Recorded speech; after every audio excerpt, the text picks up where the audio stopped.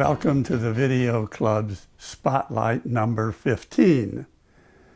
In these spotlights, we show off some of the creative talents of one or more of our club members. Now, the first film I'm going to show you today, I made many years ago. Some friends of mine invited me to tag along on a duck hunting trip. I agreed if I could bring my camera. The location is a place called Tule Lake. It's a large marshy area during certain times of the year, and it's on a flyway for all the ducks and geese going back and forth. Now, one nice thing about video is that when you capture a special event, you have that memory forever. Here is Tule Lake.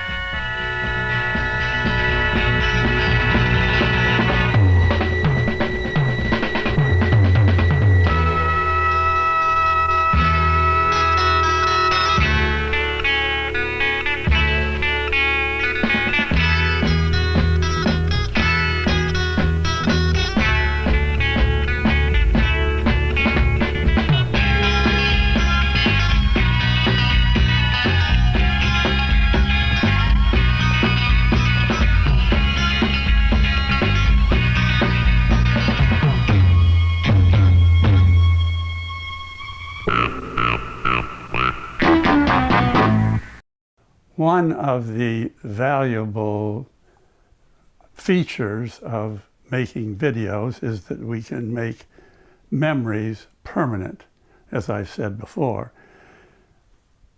Wouldn't it be nice if we had a video of all the important people in our life?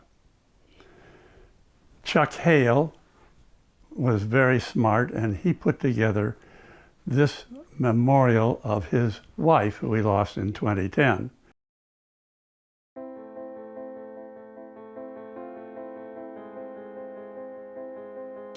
A little girl was born on October 14th, 1942, right in the middle of the bombing of Berlin, Germany, and she survived.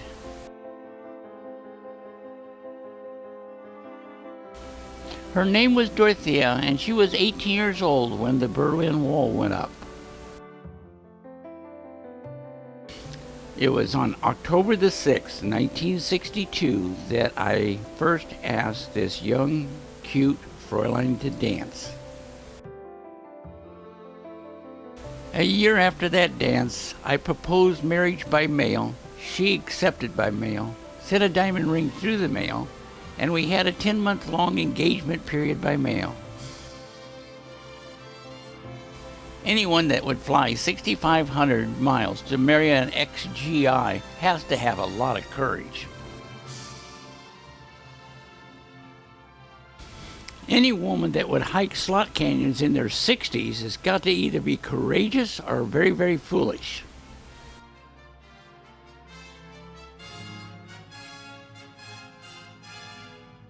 Thanks to what I learned in the Laguna Woods Video Club, we were able to preserve old 8mm films and family history.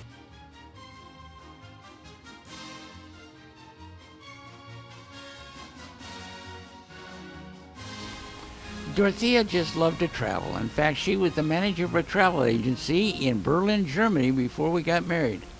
And when we got married, she dragged me all over the place, whether it was by car or by cruise. That woman loved to travel.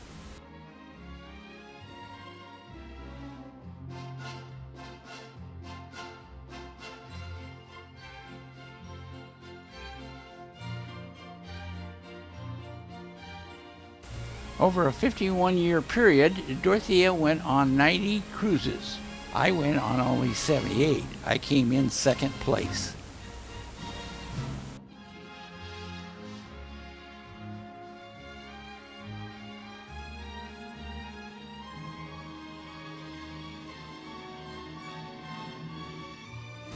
For all of her life, Dorothea has always been involved with some type of social service. She worked for the social service here in Laguna Woods for 14 years. She would visit a shut-in once a week, making sure that they were eating properly and their health was okay. Living conditions were good. On Fridays, you would find Dorothea answering the telephone at City Hall. She loved to volunteer for everything. She ended up taking a shift every Wednesday at the library. The most volunteering woman I ever met.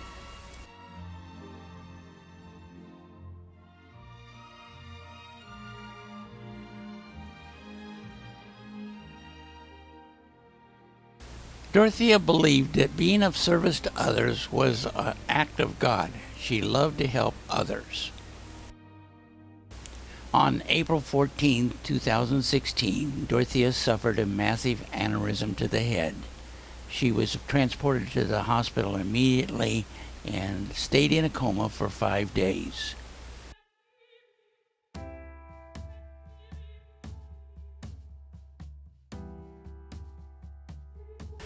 Dorothea went home to God on April 19th, 2016.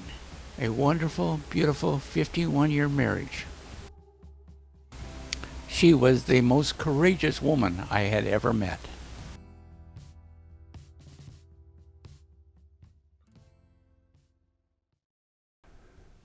This next film shows another example of a memorialization of a good friend.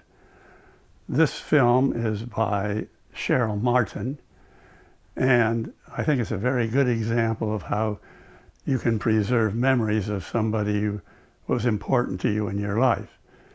This film is titled A Day with Hank.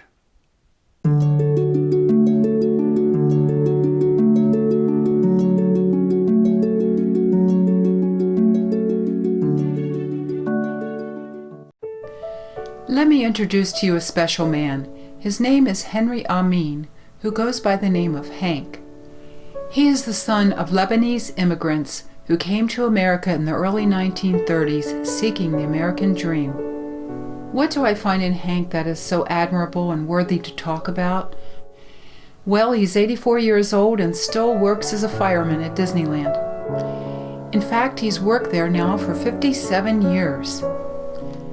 Wanting to learn more, I decided I'd spend the day with him, hoping I could discover some secret recipe to health, wellness, and perpetual job security. We went through his old family picture albums while I asked a few questions about his youth and young adult years. He spoke with respect for his father, who started a deli and restaurant in Cleveland. Let's hear what Hank had to say about their hard work. If I look up, I look up at my dad because he had a lot of work ethics. He was a hard worker. I always said if you put a bed in where he worked, he would have slept there all night because he really wanted to go. He wanted to really fit in with America. He wanted to be a patriotic citizen. Later, he showed me some of the awards he received from Disneyland. He had them showcased in a lovely curio cabinet. I especially liked his 50th anniversary award of a bronze Mickey Mouse painting Hank's portrait. He relayed heartwarming stories of his years in the Air Force, then marrying the love of his life, Mary Ann, starting a family, and moving to California in search of a career. Finding work was a challenge. But with perseverance and the desire to provide a good life for his family, he got work as a fireman at the Garden Grove Fire Department, which led to him getting a job as a fireman at Disneyland. Throughout the day, I found myself admiring Hank more and more. He's such a man of heart. As we talked further, he broke into tears over the recent loss of his Mary Ann. Quickly recovering, we went off to the gym. I had the privilege of taking part in his daily routine, which included swimming 40 laps across the pool.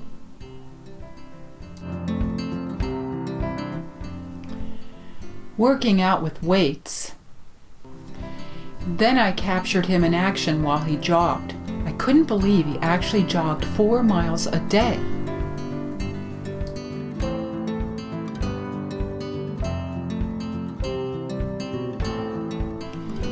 Now I understand how he managed to win the Disney running marathons.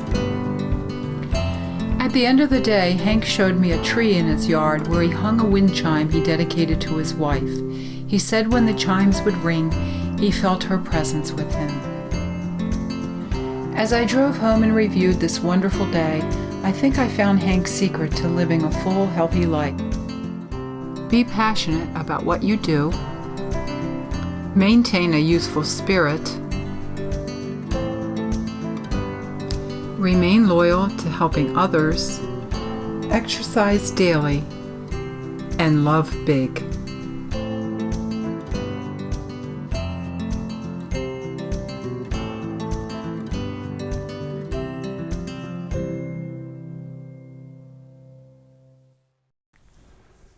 So you can see there are lots of ways you can use video to provide yourself with great memories of people that were important to you in your life. The next film is another example. We try and provide tools and help and encouragement in the video club for people who want to do this sort of thing. This next film is by Lucy Parker, who's very active in the club, and it's called Traveling Light.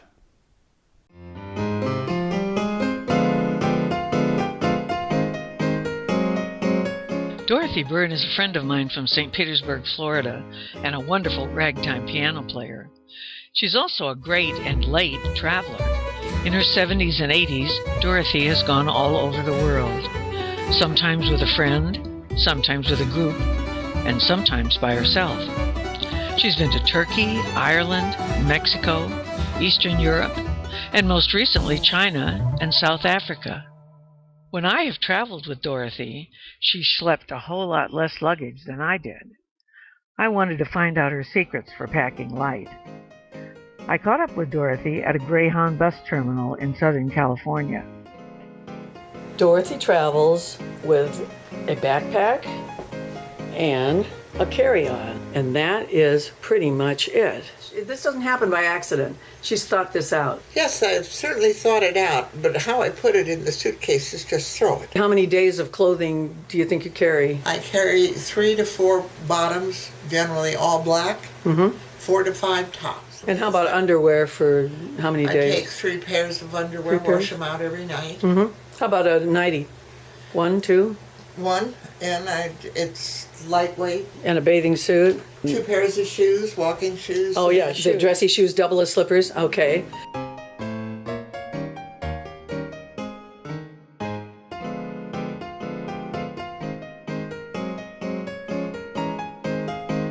How about your toiletries? Well, I have toothpaste in there, a couple of tubes of antibiotic ointment, a travel size deodorant. Size, I don't care what brand I'm using. So I'm all natural as far as beauty is concerned. Well, how about your electronics? You have the Kindle, the laptop, Cell phone and a small camera, not a cell phone and a small camera. So that's your electronic setup. And what do you put in the backpack? I have my papers that I might need, a little bottle of peanuts, soy nuts, and mixture, little water bottle in there. I can just tip it up, and I've got a little flashlight.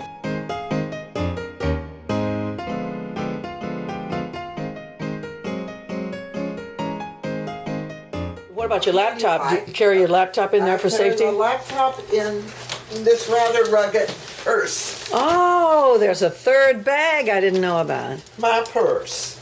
Let's take a look at that. What's in there? Well, it just barely hits the computer and the Kindle. Can you show us how this cane adjusts? Oh, Don't call that a cane. I don't need a cane. Oh, take it back, Dorothy. Tell me what it is then. It's a mountain walking stick. And she uses it for balance, she says. Well, I have an eye problem and I don't want to fall. Incidentally, there's a little neck pillow in there. There is allegedly a rain jacket in there, and I carry a poncho here.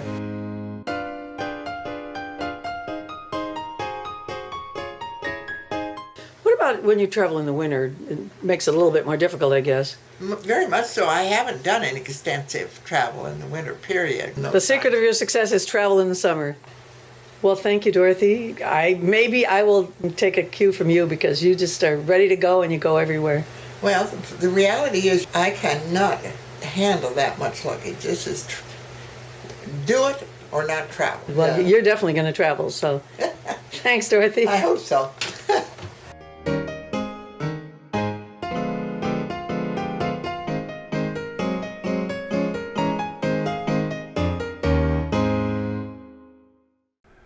Well, I have to admit that the next film has nothing to do with memories particularly. We had this little bit at the end of the time period to fill, and the only thing we could find was this next one, so you're going to have to listen to it. Maybe you've been on a tour and there's a large group of you and there's a tour guide who's trying to tell you what's going on, but so many of you, you're spread out, and maybe there are other tour groups around. It's just very hard to hear what the heck the tour guide is telling you. Well, one solution to that is for the tour guide to have a radio microphone, and then each of their group have earphones, and that way pick up the sound easily.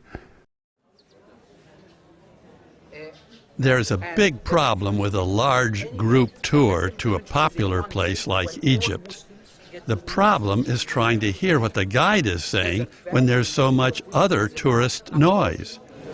To ancient Arabic traditions on this mount, the god, on this... This problem was partially solved on this tour because each of us wore a radio receiver and an earpiece. So we have Adam on the top of the mount,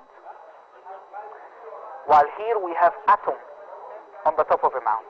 Edfu, Kumambo, Dendera, Luxor, and officials for worshiping. The problem was painful in highly reflective rooms. Quite possibly, it was used by the high priest. The inner sanctum, the holy of the holies, was opened just for the high. And in this case, I was quite close to the guide.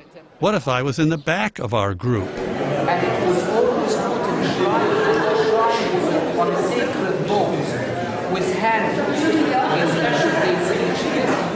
The statue outside, the statue of the god Horus, to celebrate some festival, then the people can interact with their god.